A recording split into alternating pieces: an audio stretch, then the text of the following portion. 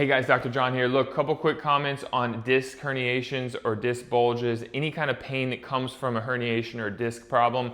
This is incredibly common, incredibly common.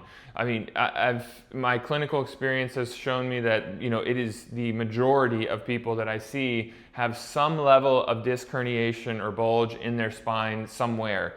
A lot of times they don't even know it, right? So, I just think that it's very, very common.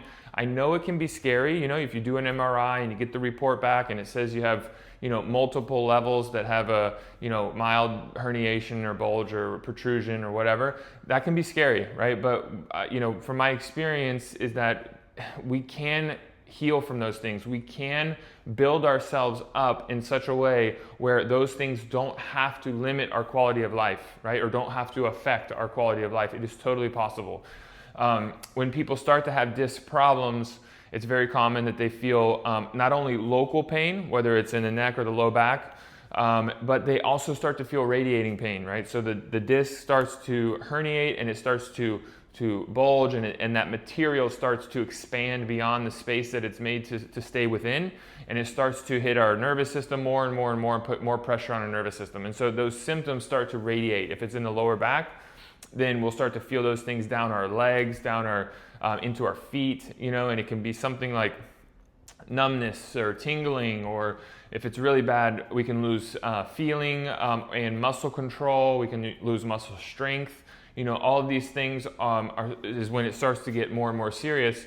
And so the idea is, how can we take that tension off? How can we create more space? How can we make sure that the joint moves well, continues to move well as best as it can, so that those processes of compression and degeneration don't continue, right? Don't get worse, right? And so those are things that we do here with regular chiropractic care.